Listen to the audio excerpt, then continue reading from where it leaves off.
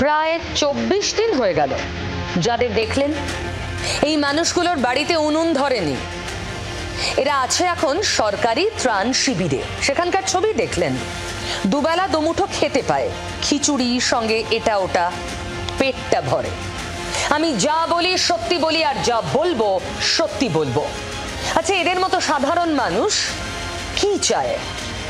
দুবেলা দুমুঠো ভাত, পেটটা ভরানোর আর একটু শান্তি।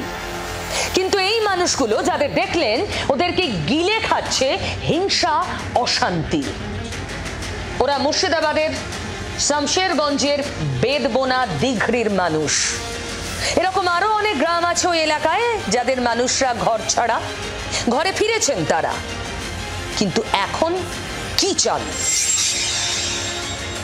আমরা বিএসএফ ক্যাম্প চাই, আর আমাদের কোনো সুরক্ষা নাই। দেখতে পাচ্ছি তো, ক্যাম্প লাগবে। ক্যাম্প না হলে আমরা ক্যাম্প করে বাস করব। ক্যাম্প দরকার আমাদের।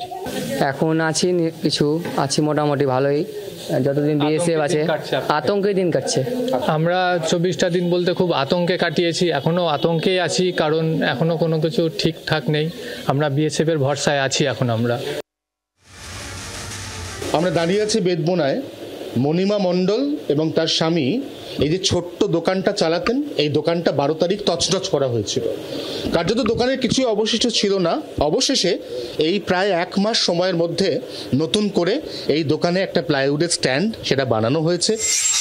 কত ক্ষতি হয়েছে আপনাদের? মোটামুটি কত টাকার ক্ষতি হয়েছে? আমারটা নাকি মোটামুটি সব? আমারটা প্রায় 2 লাখ টাকা মতো। কি কি গেছে? কেন আমার এই শাটার টাটার ভেঙেছে, আমার দোকানে ফ্রিজ ছিল, আমার অনেকটা মাল ছিল দোকানে। কিন্তু ক্ষতিপূরণ তো চাইতেই হবে, কেন আমরা গরিব।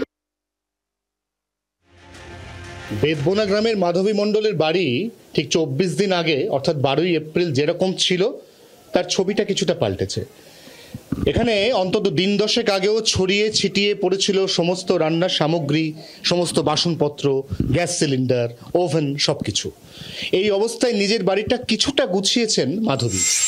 ক্ষতি হয়ে গেল, সব ভেঙে চুরে দিল। এটা তো একটা খরচা আছে, সেটা চাইবেন? আছে তো, খরচাও চাইবো, আর বলবো কি আমাদের খরচা না দিলেও আমরা এই ক্যাম্পটা চাই।